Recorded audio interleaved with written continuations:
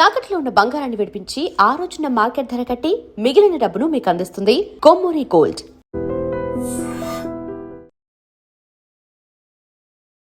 Sudden గా దేశ రాష్ట్ర రాజకీయాల్లో హడావిడి ఆరోపణలు విమర్శలు ఎందుకు కనిపిస్తున్నాయి? ఏమనిపిస్తోంది ఈ రాజకీయాలు? ఎలక్షన్స్ వచ్చాయి అంటే ఇంకో 6 నెలలు సంవత్సరం అంటే అలా కనిపిస్తుంది. బట్ దేశవ్యాప్తంగా ఇప్పుడు మన దగ్గర ఎలక్షన్స్ రావడానికి టైం పడుతుంది. ఎందుకింత చేంజ్? ఒక రకంగా చెప్పాలంటే ప్రజాస్వామ్యానికి మంచిది కాదు. ఈ అధికారమే పరమావధి, మిగతా అన్ని సెకండరీ అనుకునేటువంటి ధోరణి. బయటికి మాట్లాడేటప్పుడు దేశం మొదలు అనేటువంటి మాటలు నినాదాలుగా ఉంటున్నాయి, కానీ ఆచరణలో అది జరగట్లేదు. రాజ్యకాంక్ష, విస్తరణవాదం ఇవన్నీ అనుకున్నప్పుడు రాష్ట్రాలకు వస్తున్నాయి సరికొద్దిగా అంటే అక్కడ ఉన్నటువంటి రీజనల్ పార్టీల మీదే చాలా ఎఫెక్ట్ అనేది పడుతుంది. మెర్జర్కి కావాల్సినటువంటి ఆ పాత్ ఏదైతే డైరెక్షన్స్ ఉన్నాయో వాటన్నిటిని ఫాలో అవుతున్నారు ఈజీగా. అది స్మూత్ ప్యాసేజ్ ఎందుకు అలా తయారవుతుంది? అక్కడ మేమే ఇక్కడ మేమే ఉంటే అభివృద్ధి అయితే అనేటువంటి మాట వెనకాలనే దుర్మార్గం ఉంది. యూత్ చాలా కీలకంగా కనిపిస్తున్నారు. వాళ్ళు అవేర్ అవుతున్నారా, లేకుంటే వాళ్ళకి ఏం కావాలో ఏం అవసరాలు ఉన్నాయో వాటిని చూసుకుంటున్నారా? వెస్ట్ బెంగాల్లో కీలకంగా కనిపించింది యూతే, వాళ్ళ మైండ్ సెట్ చేంజ్ అయిందని. తమిళనాడులో కూడా విజయ్ వైపు ర్యాలీ అయిందంతా యూతే అనేటువంటి మాట వస్తుంది. ఏదైతే మిస్ అయిందో, ఏదైతే తమకు దక్కాల్సి ఉందో దానికోసం పోరాటం చేయడానికే కాక్రోచ్ జనతా పార్టీ అనేది కూడా వచ్చింది. ఒక గమనంలో ఎప్పుడు కూడా ప్రజల ఇష్యూ సమస్యలు ప్రజలకు ఉన్నప్పుడు, అవి తీవ్ర రూపం దాల్చినప్పుడు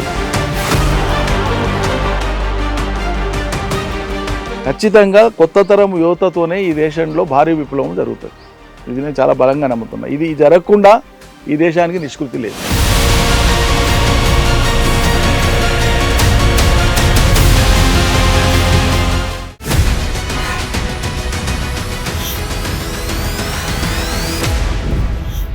నమస్తే, welcome to I dream inside politics with Kavitha. సడన్గా దేశ రాష్ట్ర రాజకీయాల్లో హడావిడి ఆరోపణలు విమర్శలు ఎందుకు కనిపిస్తున్నాయి? 2 జాతీయ పార్టీలు వ్యూహాల్ని, సమీకరణాల్ని ఎందుకు చేంజ్ చేసుకుంటున్నాయి? ఆల్ ఆఫ్ సడన్గా ఒక ఎలక్షన్ వాతావరణం ఎందుకని దేశవ్యాప్తంగా మళ్ళీ కనిపిస్తోంది? రీజనల్ పార్టీస్ బతికి బట్ట కట్టే పరిస్థితి లేదా? బీజేపీ అన్నిటినీ తన వైపుకు ఆకర్షించుకుంటోందా? బోల్డ్ అని క్వశ్చన్స్ ఉన్నాయి, మాట్లాడుకుందాం. మనతో పాటుగా ఉన్నారు టీఆర్ఎస్ సీనియర్ లీడర్, మాజీ మంత్రి సింగిరెడ్డి నిరంజన్ రెడ్డి గారు. హలో అండి, నమస్తే. నమస్తే కవిత గారు.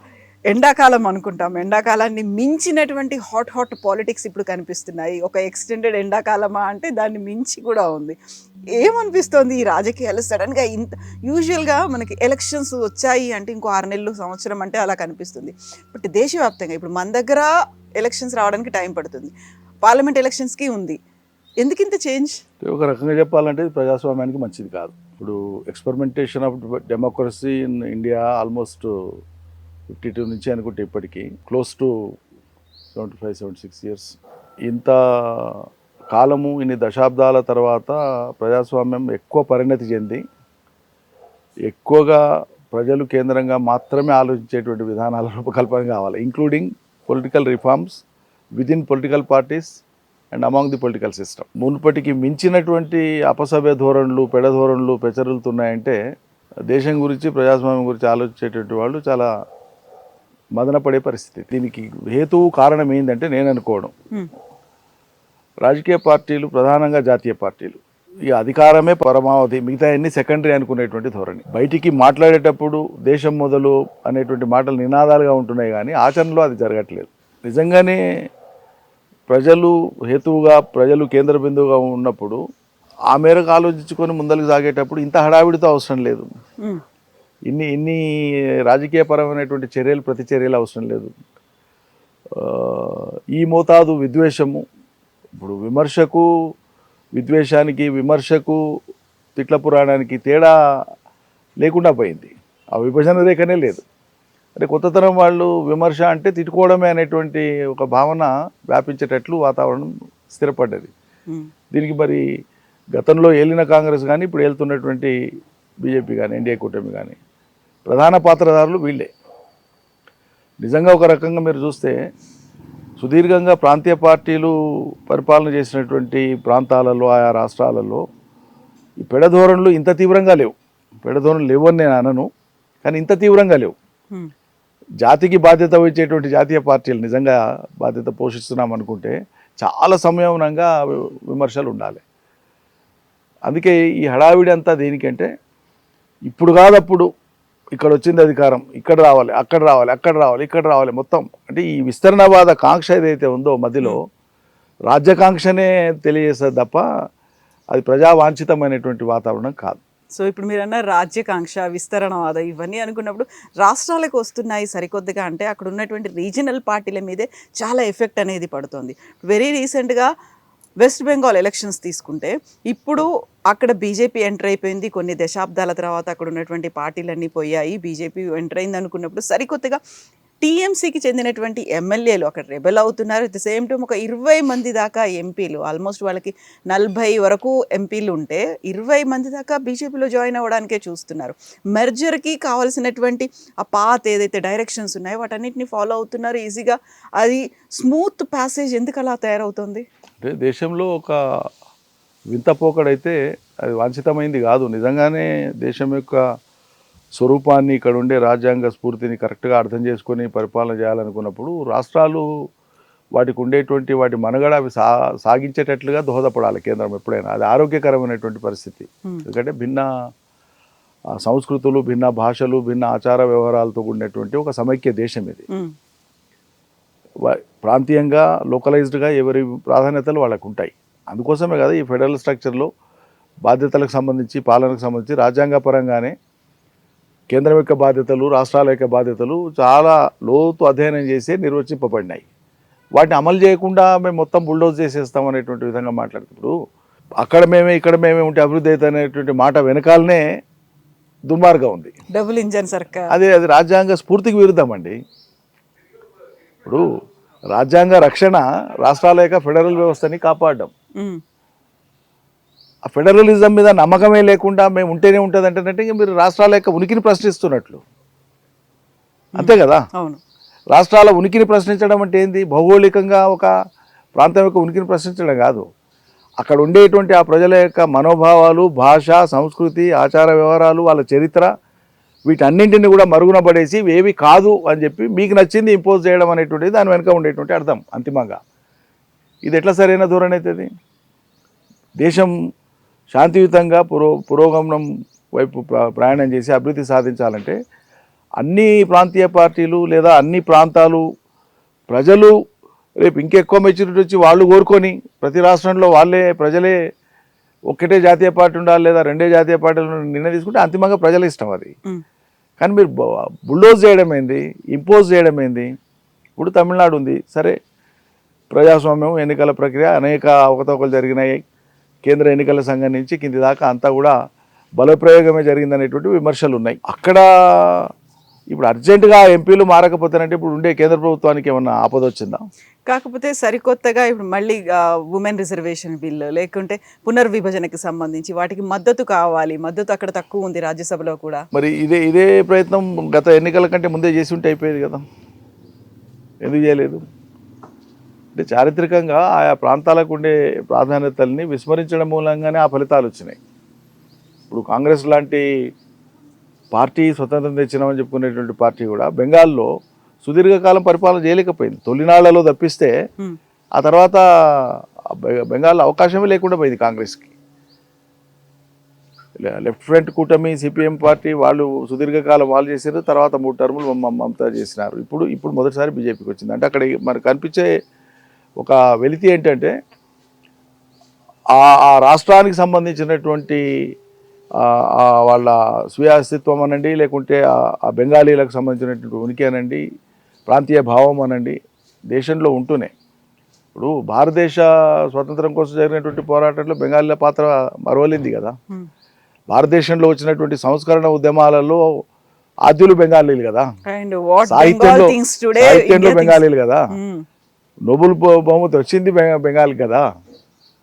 సో వాళ్ళు they are integral part of India more than anybody else. ఈ దేశంలో మిగతా ఎవరికంటే కూడా వాళ్ళు దేశభక్తిలో తక్కువ కాదు. అంత మాత్రం చేత వాళ్ళు ఓడుకున్నటువంటి ఒక స్థానిక పార్టీ, ప్రాంతీయ పార్టీ, ఇంకేదో పార్టీ అధికారంలో ఉంటే ఇక వాళ్ళను అర్జెంటుగా కూల్చేయాలనేటువంటి ధోరణి అటు కాంగ్రెస్కు ఉన్న, ఇటు బీజేపీకి ఉన్న దేశానికి వాంఛితం కాదు. అది నేను చెప్పేది. ఇన్ఫిల్ట్రేటర్స్ ఎక్కువ వస్తున్నారు. వాళ్ళు గేట్స్ ఓపెన్ చేసినట్టుగా బంగ్లాదేశ్ నుంచి ఇల్లీగల్ మైగ్రెంట్స్ అందరూ వస్తున్నారు, వాళ్ళే తీసేసుకుంటున్నారు, డెమోగ్రఫిక్ చేంజెస్ అనేవి వస్తున్నాయి. అది బయటికి ప్రజలకు చెప్పే కారణమే కానీ సరిహద్దులు ఎవరి చేతిలో ఉన్నాయండి? టీఎంసీ చేతిలో, మమతా బెనర్జీ చేతిలో ఉన్నాయా సరిహద్దుల్ని కాపాడే బాధ్యత ఎవరి చేతిలో ఉంటుంది? కేంద్రం కదా. బార్డర్ సెక్యూరిటీ ఫోర్స్ ఎవరితో ఉంటుంది? మిలిటరీ ఎవరితో ఉంటుంది? ఎయిర్ ఫోర్స్ ఎవరితో ఉంటుంది? సెంట్రల్ ఇంటెలిజెన్స్ ఐబీ ఎవరితో ఉంటుంది? మొత్తం దేశ ప్రభుత్వం కదా. ఇట్లా జరుగుతుందంటే వైఫల్యం ఎవరిది? ఒక రాష్ట్ర ప్రభుత్వం వైఫల్యమే అని వాళ్ళ మెడకి వేసేస్తామా? వేయలేం కదా. ఇది సమ్మిళిత బాధ్యత, ఒక రకంగా చెప్పాలంటే అందరి బాధ్యత ఇది. దేశ ఏ రాష్ట్రంలో ప్రభుత్వం ఉన్నా ఇది మా రాష్ట్రం వరకే అని ఆలోచించవద్దు, ఈ దేశం కోసం ఆలోచించాలి ఎప్పుడైనా సరే. కాబట్టి కేవలం రాజకీయ కోణంలో మాత్రమే చూసి అక్కడ ఇన్ఫిల్ట్రేషన్ అవుతుంది కాబట్టి జాతీయ పార్టీ ఉంటేనే అది మేలవుతుంది అనుకుంటే మరి ఇప్పుడు చాలా విమర్శలు ఉన్నాయి. ఇంత బలంగా మనం ఉన్నటువంటి చోట బెంగాల్ కానీ ఇతర ప్రాంతాల నుంచి బీజేపీకి ఉండే సరిహద్దు ప్రాంతాల నుంచి ఎందుకు వస్తుంది? మరి రాజస్థాన్ బీజేపీ చేతుల్లో ఉంది కదా. ఆ సరిహద్దు నుంచి ఎందుకు మనకు ప్రమాదం పొంచి ఉంది? ఎందుకు ఇన్ఫిల్ట్రేషన్ అవుతుంది? ఎందుకు టెర్రరిస్టులు వస్తున్నారు? అంటే అది జాతీయ సమస్య, అంతర్జాతీయ సమస్య, జాతీయ సమస్య. దాన్ని ఎట్లా ట్యాకిల్ చేయాలనో కేంద్ర ప్రభుత్వం తనకు ఉండేటువంటి అనుభవము, భవిష్యత్తును దృష్టిలో పెట్టుకొని ఒక సమగ్రతతో ఆలోచించాల్సినటువంటి అంశం. అది కేవలం ఎన్నికలకు రాజకీయాలకు వాడుకునేటువంటి అంశం కాదు నా లెక్క. సో దేశ భద్రతతో పాటుగా డెమోగ్రఫిక్ చేంజెస్ అనేవి వస్తున్నాయి. అక్కడ మెజారిటీలుగా ఉన్న వాళ్ళు మైనారిటీలుగా అవుతున్నారు, ఎవరైతే బయట నుంచి వస్తున్నారో వాళ్ళు మెజారిటీలుగా మారిపోతున్నారు. అందువల్లే సరు కూడా తీసుకొచ్చారు స్పెషల్. అది సంపూర్ణమైనటువంటి అవగాహన నేను అనుకోవట్లేదు. అది పాక్షికమే, అదొక అంశమే. కానీ అది మాత్రమే కాదు. అది కంట్రోలబుల్ ఇష్యూ, అది పెద్ద అన్కంట్రోలబుల్ ఇష్యూ ఏం కాదు. అంతకుముందు ఉండేటువంటి నేపథ్యంలో అక్కడ ప్రజలు మా పరిపాలన మాకు ఉండాలని చాలా బలంగా కోరుకునే వాళ్ళను ఎంపీలు కానీ ఎమ్మెల్యేలు కానీ అందరినీ అక్కడ గెలిపించినారు, ప్రభుత్వాలు ఏర్పడినాయి. వాళ్ళు జాతీయ పురోభివృద్ధిలో వాళ్ళు భాగస్వాములు అయ్యేటువంటి క్రమంలో వాళ్ళను చిన్నపుచ్చడమే కదా. ప్రజలు గెలిపించినటువంటి వాళ్ళని నువ్వు తీసేసుకొని ఈ దాంట్లో పెట్టుకోవడం అంటే అది సరైనది కాదని. ఇందులో యూత్ చాలా కీలకంగా కనిపిస్తున్నారు. వాళ్ళు అవేర్ అవుతున్నారా, లేకుంటే వాళ్ళకి ఏం కావాలో, ఏం అవసరాలు ఉన్నాయో వాటిని చూసుకుంటున్నారా? వెస్ట్ బెంగాల్లో కీలకంగా కనిపించింది యూతే, వాళ్ళ మైండ్ సెట్ చేంజ్ అయిందండి. తమిళనాడులో కూడా విజయ్ వైపు ర్యాలీ అయిందంతా యూతే అనేటువంటి మాట వస్తుంది. యూత్ మీద ఫోకస్గానే ఉండాలి అని అన్నామలై కూడా తను ఇంకొక పార్టీ అనౌన్స్ చేస్తారు, బీజేపీ నుంచి బయటకు వస్తారు అనేది. ఏదైతే మిస్ అయిందో, ఏదైతే తమకు దక్కాల్సి ఉందో దానికోసం పోరాటం చేయడానికే కాక్రోచ్ జనతా పార్టీ అనేది కూడా వచ్చింది. అంటే ఒకటైతే వాస్తవం ఏంటంటే గత దశాబ్దం క్రితం వరకు ఈ మీడియా, సోషల్ మీడియా ప్రముఖ పాత్ర పోషించినంత వరకు, చాలా కీలకమైన పాత్ర పోషించే స్థితి ఇప్పుడు వచ్చింది మీడియాకు, సోషల్ మీడియాకు. టెక్నాలజికల్ అడ్వాన్స్మెంటు గ్లోబ్ మొత్తంగా ఒక విలేజ్ లాగా మనిషి చేతిలోకి వచ్చేసింది. వాళ్ళ స్మార్ట్ ఫోన్ కావచ్చు, ఇంటర్నెట్ కావచ్చు, వీటన్నిటి కారణంగా సమాచార లభ్యత అతి ఎక్కువగా ఉంది. సో ఈ సమాచారం సరైందా కాదా అనేటువంటి వడపోతకు సంబంధించింది ఇంకొక పెద్ద సబ్జెక్ట్. అది ఏది పంపైతే అదే ప్రవాహంగా పోతూ ఉంటుంది, అదొక అంశం. బిలీవ్ చేస్తున్నారు. అయితే ప్రపంచాన్ని కొత్త యువత చూస్తున్నది, వాళ్ళ ప్రాంతాన్ని చూస్తుంది, వాళ్ళ రాష్ట్రాన్ని చూస్తుంది, దేశాన్ని చూస్తూ ఉంది, ప్రపంచాన్ని కూడా బేరీజ్ వేసుకుంటున్నది. మరి ఇంత శాస్త్ర సాంకేతిక పరిజ్ఞానం ఉండి, ఇంత ఉన్నత చదువులు ఉండి, ఇన్ని రిసోర్సెస్ ఉన్నటువంటి మనం ఇంకా ఈ స్థితిలో ఉండాల్సిన అవసరం ఏముంది అనేటువంటి ప్రశ్న ఇప్పుడు ఉన్నటువంటి కొత్త తరానికి ఇప్పుడు ఎక్కువగా ఆ ప్రశ్న వస్తూ ఉంది. ఇంతకుముందు లేదని కాదు, ఇప్పుడు ఆ ప్రశ్న సర్వసాధారణమైంది. కాబట్టి వీళ్ళను కొద్దిగా కదిలిస్తే చాలు, ఒక మోటివేషన్ ఇచ్చి కదిలిస్తే చాలు, ఒక పెద్ద ప్రవాహంలాగా ముందుకు పోయే అవకాశం ఉంది. ఒక ఉద్యమం, మహోద్యమం అవుతుంది. నేను చాలా బలంగా నమ్ముతున్నా.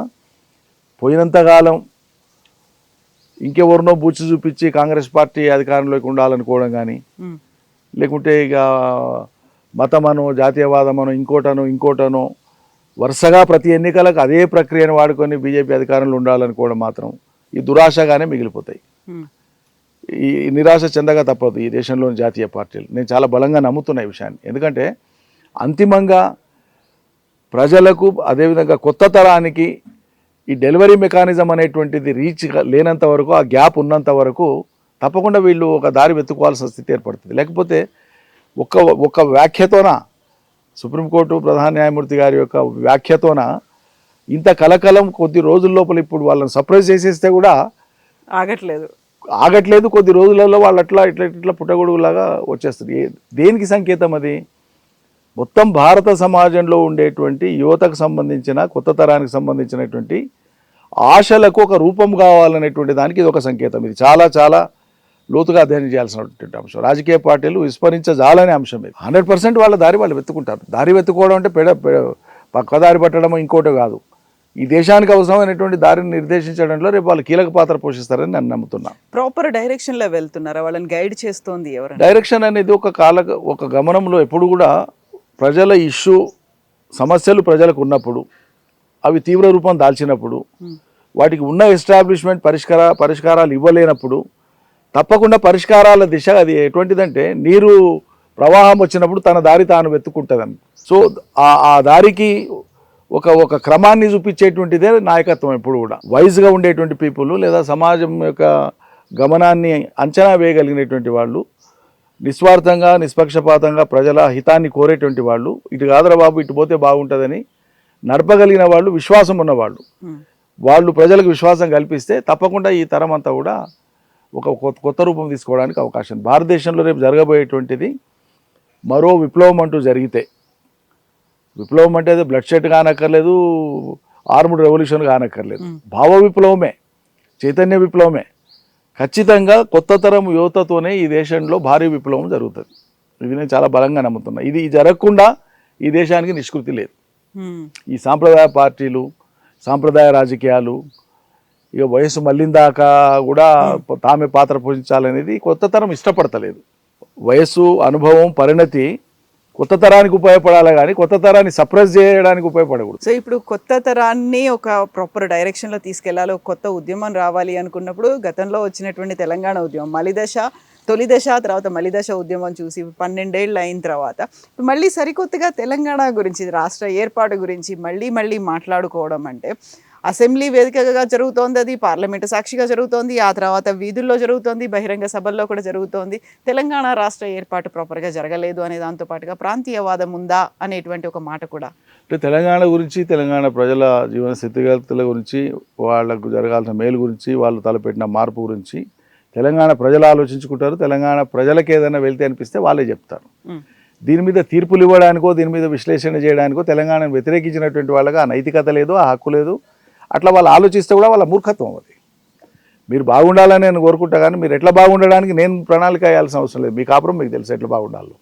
సో అస్తిత్వవాదమా, ప్రాంతీయవాదమా, లేకుంటే ఆత్మగౌరవమా? తెలంగాణ అంటే ఎట్లా చూస్తారు మీరు? అస్తిత్వవాదమే, ఆత్మాభిమానంతో కూడిన అస్తిత్వవాదం తెలంగాణ. ఇది ఎప్పుడూ ప్రాంతీయవాదం కాదు. ఎందుకంటే ఇది ప్రాంతం కాదు. ఎప్పుడు తెలంగాణ ప్రాంతీయవాదం ఎన్నడూ కాదు. ఎందుకంటే తెలంగాణ ఇది ఇది ఇది ఇది ఒక సర్వస్వతంత్రమైనటువంటి ఒక సంస్థానం అన్నాడు. బ్రిటిష్ వాళ్ళ చేతిలో లేము, ఇంకెవరి చేతిలో లేము. భారత యూనియన్లో కలిసిందే 1948. భారతదేశంలో కలిసి త్రివర్ణ పతాకం ఎగిరిందే 1948 సెప్టెంబర్ 17న.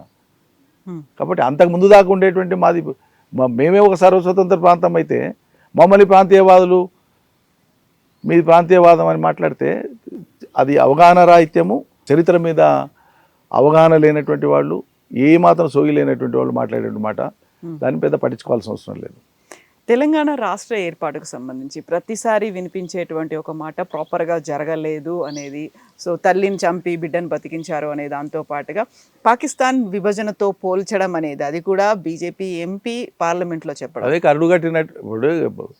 కరుడుగట్టినటువంటి తెలంగాణ వ్యతిరేకత అది ఒకటి. రెండవది, ఇట్లా ఇక్కడ ఎట్లా స్పేస్ లేదు, ఇక్కడ ఎట్లా తెలంగాణలో వాళ్ళకి స్పేస్ లేదు అట్లా మాట్లాడే వాళ్ళకి, అటువంటి పార్టీల వాళ్ళకు.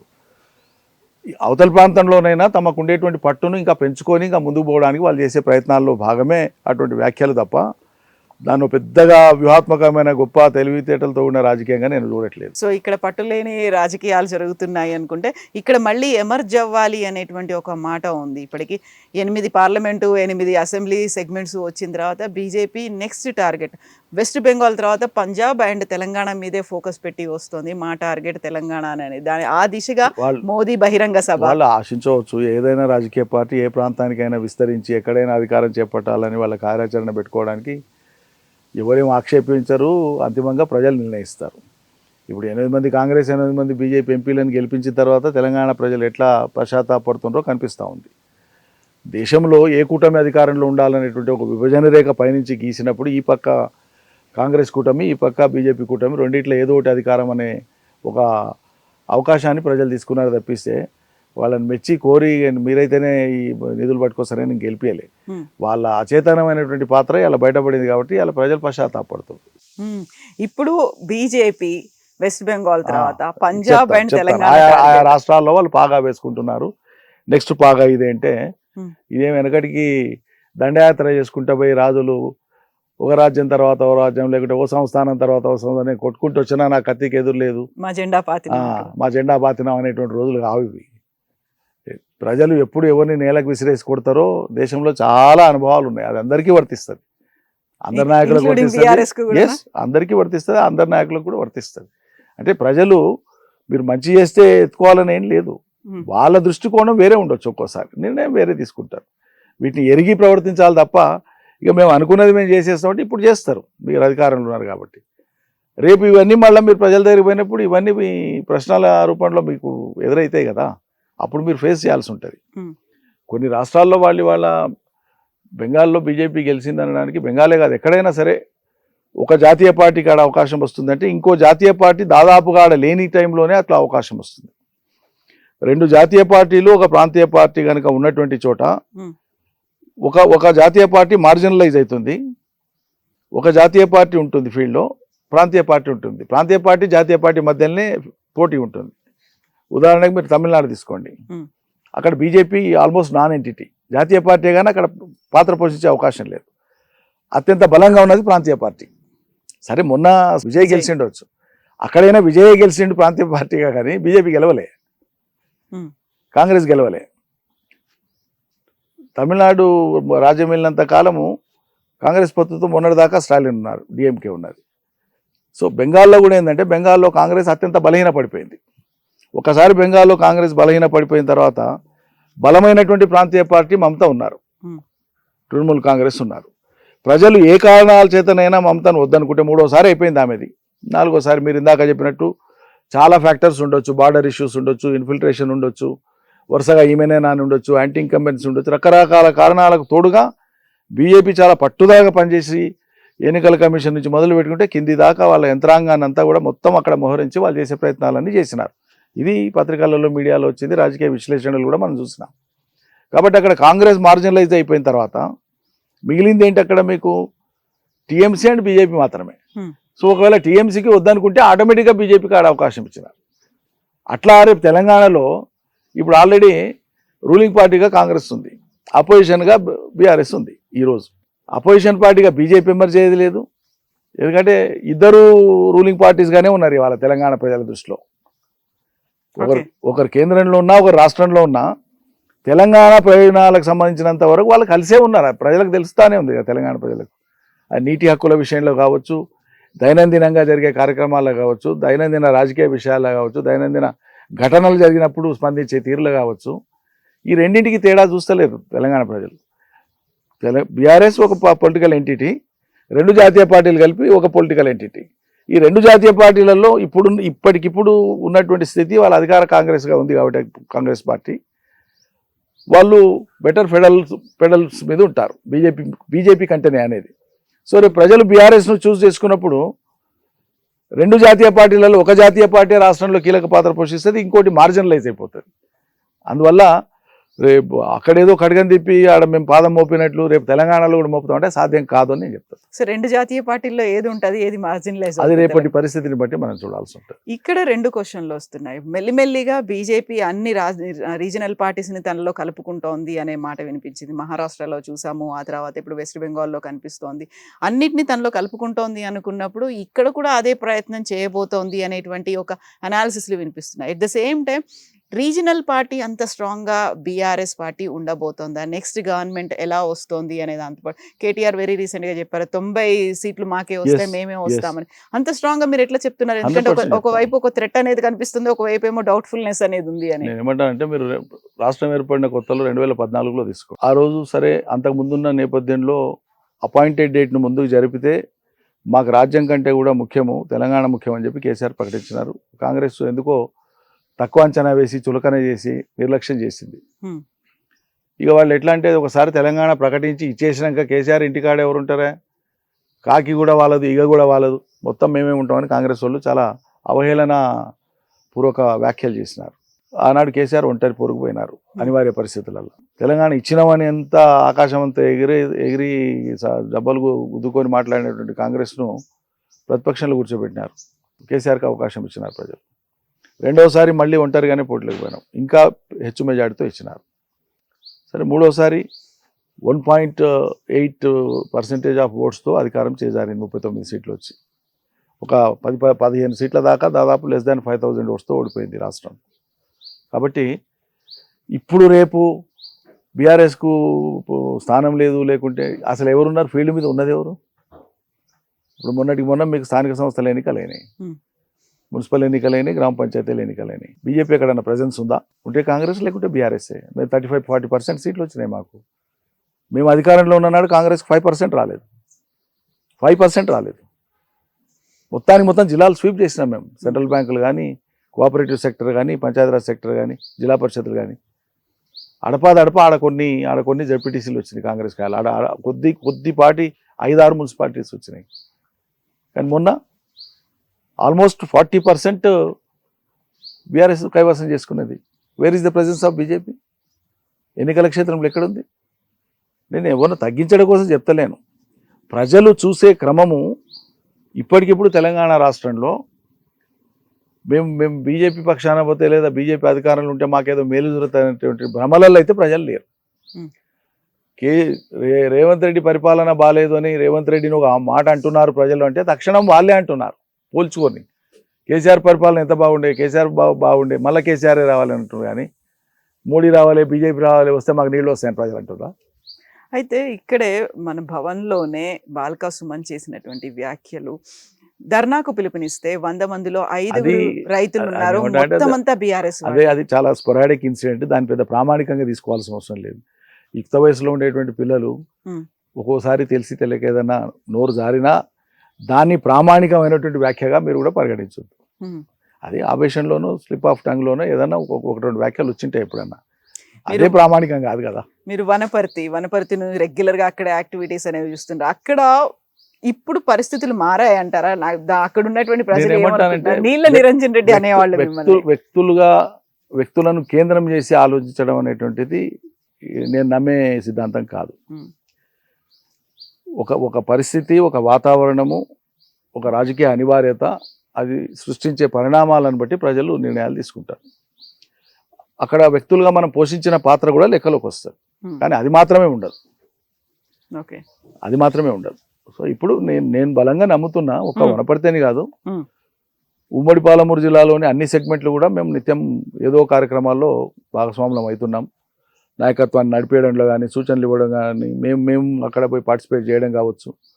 సో మొత్తంగా ఉమ్మడి పాలమూరు జిల్లా ప్రజల యొక్క నాడి ఏదైతే ఉందో స్పష్టంగా మాకు అర్థమైపోయింది. They are very clear now. మీరు ఒక తుఫాన్ లాంటి ఫలితాలు వస్తాయి. ఇవాళ డేటు 5 జూన్ 2026. ఫలితాలు వచ్చినాడు నా ఈ మాటను మీరు మళ్ళీ రీప్లే చేయండి. నేను ఇవాళ ఆన్ రికార్డ్ చెప్తున్నాను. పాలమూరు జిల్లా ఈసారి పెద్ద తుఫాన్ ఉంటుంది. మొత్తం తెలంగాణలోనే అతిపెద్ద తుఫాన్ పాలమూరులో ఉంటుంది, మీరు రాసి పెట్టుకోండి. దానికి కారణం ఏంటంటే గతంలో నష్టపోయినటువంటి పాలమూరును తెలంగాణ వచ్చిన తర్వాత చాలా మేరకు దాన్ని రిపేర్ చేసి, డ్యామేజ్ని కంట్రోల్ చేసి, ఫర్దర్ ప్రాస్పరిటీ కోసం, పచ్చదనం కోసం, నీళ్లు, మంచినీళ్ళు, అన్ని రకాల డెవలప్మెంట్, ఓవరాల్ డెవలప్మెంట్ ప్రజల కాళ్ళ ముందు పెట్టినాం. సరే ఎన్నికలప్పుడు రాష్ట్ర వ్యాప్తంగా ప్రజలు ఆశపడి అదే ఇంకేదో జరుగుతుందని ఆశపడి ఇంకో వైపు చూడడం అనేది ఎట్లా జరిగిందో అక్కడ జరిగింది. కానీ ఎక్స్పెక్టేషన్స్ ఏమైనాయి పాలమూరులో? అడిషనల్ ఎక్స్పెక్టేషన్ ఏమైందంటే ఇక రేవంత్ రెడ్డి ముఖ్యమంత్రి అవుతుండే, మన జిల్లా వాడు అవుతుండే అనేటువంటి ఎక్స్పెక్టేషను అది ఓవర్ ఎక్స్పెక్టేషన్కు దారితీసింది. ఒట్టి ఎక్స్పెక్టేషన్ కాడనే లేదు, అరే మనోడు అయినరా ఏదో అవుతుందని ఆశపడ్డారు. వాస్తవం కూడా తీరా చూస్తే 2.5 ఏళ్ల తర్వాత అతి తీవ్రమైన ఒత్తిడి ప్రజల నుంచి పెరిగినాక నిన్న ఇవాళ ముఖ్యమంత్రి పాలమూరు జిల్లాలో కాలు పెట్టిండు. జనానికి ఎట్లుంటుంది? ఒక్క రేవంత్ రెడ్డి గురించి మాట్లాడడం కాదు నేను చెప్పేది. కాంగ్రెస్ ప్రజల ఆశలను నెరవేర్చడంలో ఎంత ఘోరంగా విఫలమైందో, రైతుల కళాల కాడ, కొనుగోలు కేంద్రాల కాడ, యూరియా బస్తాల లైన్ల కాడ నీళ్లు పారుతున్నా కూడా సకాలంలో నీళ్ళు ఇవ్వకపోతే, ఉన్న కరెంటును కూడా చక్కగా ఇవ్వకపోతే రైతులు పడుతున్నటువంటి ఈ బాధలు, వాటి నుంచి వచ్చినటువంటి వాళ్ళ అభిప్రాయం చూస్తే నమ్మి మోసపోయిన కాడ ఎక్కువ ప్రతీకారం ఉంటుంది. పాలమూరులో నమ్మి మోసపోయినారు కాబట్టి రాష్ట్ర వ్యాప్తంగా ఉండే నమ్మకం కంటే ఇక్కడ ఎక్కువ నమ్మకం పెట్టినారు కాబట్టి ఎక్కువ మోసపోయినారు. ఎక్కువ మోసపోయిన ప్రజలకు ఎక్కువ ప్రతీకార చర్య ఉంటుంది. అందుకే నేను చెప్తున్నాను, రాబోయే రోజులలో తుఫాన్ ఉంటుంది పాలమూరులో. మీరు చూడండి, ఊహించని ఫలితాలు ఉంటాయి, ఊహించని మెజార్టీలు ఉంటాయి. నమ్మి మోసపోయారు అనుకున్నప్పుడు ఈ మధ్య కాలంలో విపరీతంగా వినిపిస్తోంది ఆరోపణలు పాలమూరు రంగారెడ్డి ప్రాజెక్టుకి సంబంధించి. మిమ్మల్ని అగ్రికల్చర్ మినిస్టర్ కంటే కూడా నీళ్ల నిరంజన్ రెడ్డి అని పిలిచేవాళ్ళు. పాలమూరు రంగారెడ్డి అనగానే అది దశాబ్దాల తరబడి నలుగుతూ వస్తుంది, దాంతో ఒక్క చుక్క నీరు రాలేదు, ఒక్క ఎకరా నీరు తడవలేదు అని అనుకున్నప్పుడు దాని మీదే మళ్ళీ ప్రతిసారి చర్చ అవుతుంది, రౌండ్ టేబుల్లో అవుతున్నాయి, ధర్నాలు, నిరసనలు, బహిరంగ సభలు అన్నీ అవుతున్నాయి. నిజంగా ఏమీ జరగలేదా? ఇప్పుడు మళ్ళీ సీఎం రేవంత్ రెడ్డి అక్కడికి వచ్చారు, అక్కడ మళ్ళీ ప్రాజెక్టులను సందర్శిస్తున్నారు. ప్రాజెక్టుల సందర్శన అని పెట్టిన వాళ్ళు టైటిల్ పెట్టుకోవడమే. అవును, కొత్త ప్రాజెక్టులు కడతామని పోలే. అయితే ఇది ప్రజలకు క్లారిటీ ఉంది. పర్టికులర్గా పాలమూరు రంగారెడ్డి ప్రాజెక్టు సంబంధించి ఆ జిల్లాలో కానీ, రంగారెడ్డిలో కానీ, కొంత భాగం నల్గొండలో కానీ ఎక్కడైతే నీళ్లు అవి ఉద్దేశించినవి ఉన్నాయో రేపు పారడానికి ఆ ప్రాంతంలో సమగ్రమైనటువంటి అవగాహన ప్రజలకు ఉంది. చర్చ కూడా చాలా లోతుగా ఇప్పటికి జరిగింది. ఇప్పుడు ఆ ప్రాజెక్టుకు మనం శంకుస్థాపన చేసిందే 2015 జూన్లో. 2015 జూన్ 11వ తారీఖు మనం మొదలుపెట్టినాము. చాలా భారీ ప్రాజెక్టు కేసీఆర్ చేతుల మీదుగా ప్రారంభమైంది. ఆయన ఆలోచన అది, ఆయన మానసపుత్రిక అది. అంటే సువిశాలమైనటువంటి జిల్లా, 35 లక్షల ఎకరాల సాగుకు యోగ్యమైనటువంటి భూమి ఉన్నటువంటి జిల్లా. పాత ప్రాజెక్టులు, మైనర్ ఇరిగేషన్ అంతా కలిపి ఒక 12-13 లక్షల ఎకరాలు వస్తే, బోర్ల కింద ఇంకో 5-6 లక్షల ఎకరాలు వస్తే, పాలమూరు రంగారెడ్డి నుంచి ఒక 10 లక్షల ఎకరాలు వస్తే, పాలమూరులో ఒక 23-24 లక్షలు, 25 లక్షల దాకా వ్యవసాయం పోతే, ఈ నీళ్లు వరుసగా ఈ నీళ్లు పారడం ద్వారా, పంటలు పండడం ద్వారా పెరిగే వెజిటేషన్ నుంచి, గ్రీనరీ నుంచి మరింత భూగర్భ జలం పెరిగి ఇంకో 5-6 లక్షల ఎకరాలకు వాటర్ అవైలబిలిటీ వస్తుంది. ఇది కాన్సెప్ట్. ఈ ఫలితాలు ఈ దిశగా వచ్చినాయి.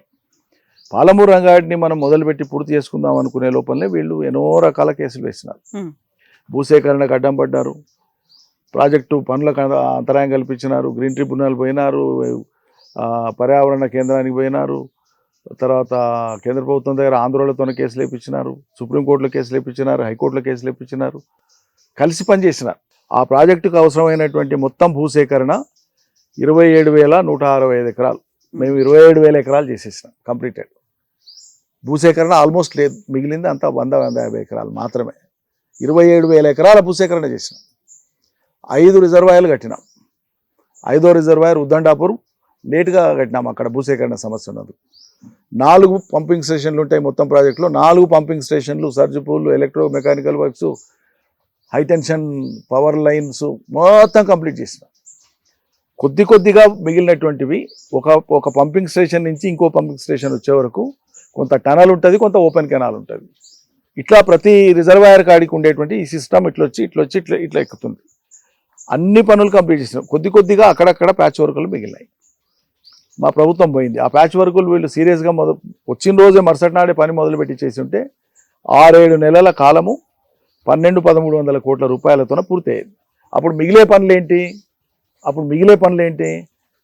ఈ రిజర్వాయర్స్కు అనుసంధానంగా ఉండేటువంటి ఆయకట్టు రావడానికి మెయిన్ కెనాల్స్ ఏవైతే ఉంటాయో ఆ canal land acquisition, canal excavation మాత్రమే.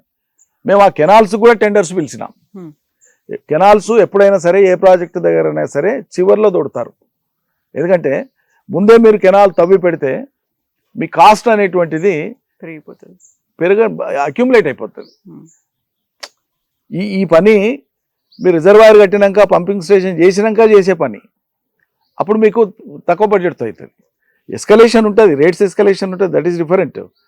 అందుకోసమే కెనాల్స్ ఎప్పుడైనా సరే మెయిన్ ప్రాజెక్ట్స్ కూడా తర్వాత తీస్తాం. మేము కెనాల్స్ కోసం ఆల్రెడీ టెండర్స్ పిలిచినాము, పనులు స్టార్ట్ కావాలి. ఈ ప్రభుత్వం వచ్చి కెనాల్స్ క్యాన్సిల్ చేసింది. మిగిలిపోయినటువంటి చిన్న పనిని కూడా ముట్టుకోవట్లేదు. Work value of the work మేము చేసింది, ఎగ్జిక్యూట్ చేసినటువంటి పని మొత్తం 35,000 కోట్ల రూపాయల విలువైన పని మేము చేసినాం. 27-28,000 కోట్ల రూపాయల బిల్స్ అప్పటికే క్లియర్ అయిపోయినాయి. వీళ్ళు వచ్చినాక ఏం చేసినంటే 37 మట్టి తీయలే, కెనాల్స్ క్యాన్సిల్ చేసిండ్రు టెండర్స్. గుత్తేదారులకు బాకీ ఉన్నటువంటి బిల్లుల పేమెంట్ మాత్రం చేసిండ్రు. ఎందుకు అర్జెన్సీ? చేయవలసిన పని మీద దృష్టి లేకుండా ఇదెందుకు చేసిండ్రు? ఇవ్వాల్సిందే వాళ్ళకి పేమెంట్స్, మేము కాదంటలేదు, కానీ ప్రయారిటీ ఏంటి? నీళ్ళు ఇవ్వాలనుకుంటే అది చేయలేదు. ఇప్పుడు వాళ్ళు ఎంత విచిత్రంగా మాట్లాడతారంటే, ఈ ప్రాజెక్ట్ కింద ఎప్పుడు ఇస్తారండి?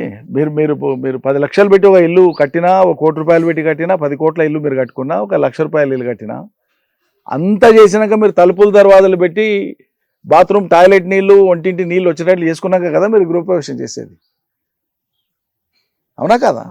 మరి ప్రాజెక్టుకు సంబంధించినటువంటి అన్నీ చేసినా ఈ చిన్నవి చేస్తే అయిపోతుందంటే, ఈ చిన్నవి చేయకుండా ఉండి నీళ్ళు అనేందుకు అసలు ఏం కానట్లు చిత్రీకరించి మాట్లాడితే అది తెలివితక్కువతనం అంటారా, మూర్ఖత్వం అంటారా, ఏమనాలి దాన్ని? సాక్షాత్తు నీళ్ళ మంత్రి గారు కూడా అట్లా మాట్లాడారు మా మధ్యలో. ఇన్ని వేల కోట్లు ఖర్చు పెట్టి 1 ఎకరాకు నీళ్ళు అట్లా మాట్లాడొచ్చిన పద్ధతేనా అది? ఏ ప్రాజెక్ట్ అయినా మీకు 50,000 కోట్లతో పూర్తి చేసే ప్రాజెక్ట్ అయినా అంతా కంప్లీట్ అయినాక చివరికి ఉండేటువంటి 500 కోట్ల పనో 1000 కోట్ల పనో అదే మొత్తం 50,000 కోట్ల పని ఆపుతుంది. అది చేస్తే తప్ప కాదు. దానికి సింపుల్ ఉదాహరణ నేను చెప్పింది. మీరు ఎంత పెద్ద ఇల్లు కట్టుకున్నా గృహప్రవేశం చేయాలంటే బాత్రూమ్ కంప్లీట్ కావాలి, బాత్రూమ్ సిస్టమ్ పనిచేయాలి, నీళ్ళ నల్లా సిస్టమ్ పనిచేయాలి, అప్పుడే మీరు ఇంట్లోకి పోతారు. ఇప్పుడు ఆ స్టేజ్లో ఉండేటువంటి దాన్ని అది చేయకుండా ఆపెట్టి కాలేదని మాట్లాడేటువంటి వాళ్ళని ఏమనాలి చెప్పండి? కాళేశ్వరం ప్రాజెక్టుతో పాటుగా పాలమూరు రంగారెడ్డి ఇవే ఎక్కువగా ఇరిగేషన్ ప్రాజెక్టులు అంటే ఫస్ట్ తెలంగాణ నీళ్లు నిధులు నియామకాలు అన్నప్పుడు అసలు ఏమీ జరగలేదు, బీఆర్ఎస్ పార్టీ ఏమీ చేయలేదు అనే దానికి ఇప్పుడు ఉత్తర తెలంగాణలో పారుతున్నటువంటి నీళ్లు మొన్న పండిన యాసంగి పంటలు ఎట్లకెళ్ళి పండినాయి? ఉత్తర తెలంగాణలో పండినటువంటి పంటలన్నీ ఎట్లా పండినాయి? ఎల్లంపల్లికి వెళ్ళి మిడ్మానేరుకి వెళ్ళి వచ్చి హైదరాబాద్ పొలిమేరలలో ఉండేటువంటి కొండపోచమ్మ సాగరు, మల్లన్న సాగర్ దాకా నీళ్ళు ఎట్లా వచ్చినాయి? హల్దీవాగులో నీళ్ళు ఎట్లా వచ్చినాయి? ఘన్పూర్ ఆయకట్టు మెదక్ దగ్గర నీళ్ళు ఎట్లా వచ్చినాయి? సింగూరు కింద ఉండేటువంటి ఇరిగేషన్ ఆయకట్టు సింగూరులో నీళ్ళే లేవు, మళ్ళీ అది ఎట్లకెళ్ళి పండింది? పోచంపాడు వరదకాలకు నీళ్ళు ఎట్లకెళ్ళి వచ్చినాయి? తుంగతుర్తి సూర్యాపేట దాకా నీళ్ళు ఎట్లా పోయినాయి? ఈ నీళ్ళన్నీ కాళేశ్వరం నీళ్ళే. కాళేశ్వరం లేకుండా ఉత్తర తెలంగాణలో సాగు లేదు. ఇప్పుడు అన్నింటికీ అనుసంధానమైంది కాళేశ్వరం అనేటువంటిది.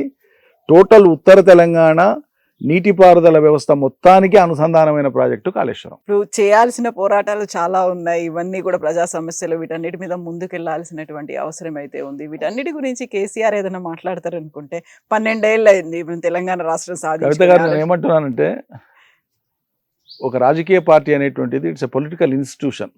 ఒక రాజకీయ పార్టీ ఒక ఇన్స్టిట్యూషన్ లాగా, ఒక వ్యవస్థలాగా పనిచేయాలి. అదే నిజమైన రాజకీయ పార్టీ. అధినాయకులు ఉంటారు, పార్టీకి మార్గదర్శనం చేస్తారు, ఏ పార్టీకైనా. ఇప్పుడు కాంగ్రెస్కు సోనియా గాంధీ అధినాయకురాలు. నిత్యం ఆమె వివిధ రాష్ట్రాలు తిరుగుతూ ఉందా? మొన్న తమిళనాడు ఎన్నికలు వచ్చినాయి, ఆమె వచ్చిందా? మొన్న బెంగాల్ ఎన్నికలు వచ్చింది, ఆమె పోయిందా? మొన్న కేరళ ఎన్నికలు వచ్చింది, ఆమె పోయిందా? వాటి మీద ఏమైనా మాట్లాడిందా? ఎవరి పార్టీకి వాళ్ళకి అధినాయకురాళ్ళు ఉంటారు, వాళ్ళ పార్టీ వ్యవస్థ ఉంటుంది, మార్గదర్శనం చేస్తారు. సందర్భం వచ్చినప్పుడే మాట్లాడతారు. ఏం మాట్లాడాలనో ఎప్పుడు మాట్లాడాలనో కేసీఆర్కి తెలుసు. ఇక ఎవరో పిలిచి మీడియా వాళ్ళు, లేకుంటే అధికార పక్షమో లేకుంటే విపక్షమో ఏమా అని తొందర పెడితే కేసీఆర్ రాడు కదా. కేసీఆర్ ఎప్పుడు ఎప్పుడు వస్తే తెలంగాణ సమాజం కదులుతుందో, ఎప్పుడు కేసీఆర్ మాట మాట్లాడితే తెలంగాణ సమాజంలోకి అది పర్కులేట్ అవుతుందో తెలుసు కాబట్టే కేసీఆర్ ఉద్యమం మొదలుపెట్టిండు. అది తెలియని వాళ్ళు మాట్లాడేటువంటి మాట మనం ప్రామాణికంగా తీసుకోవద్దు. సో ఇప్పుడు తెలంగాణ రాష్ట్ర ఉద్యమంలో సాగించినటువంటి పోరాటం కేసీఆర్ ఒక టీఆర్ఎస్ పార్టీని ఏర్పాటు చేశారు. అదే ఒక సెంటిమెంట్ అయింది, అదే ఒక బలమైంది. ఇప్పుడు అది బీఆర్ఎస్ పార్టీ మారిన తర్వాత టీఆర్ఎస్ అనేది ఏదన్నా ఒక నిషేధిత వర్డ్ లాగా ఏమైనా మారిందా? దాన్ని అట్లే ఉండదండి. ఇప్పుడు ఒక మాట చెప్తాను. ప్రజలు ఒక రాజకీయ నాయకత్వాన్ని, రాజకీయ అభిప్రాయాలను, ఆ సిద్ధాంతాలను వాటిని నమ్మి వాటి పట్ల ఆకర్షితులవుతారు. అదే భావజాలం లాగానే ఉంది అనుకొని భ్రమపడి మోసపోరు. ఇప్పుడు తమిళనాడులో డిఎంకే, ఏఐడిఎంకే 2 డిఎంకేలే కదా, 2 డిఎంకేలే. ఏఐ ఒకటే వచ్చింది ముందుకు ఒకదానికి విభజన కోసం.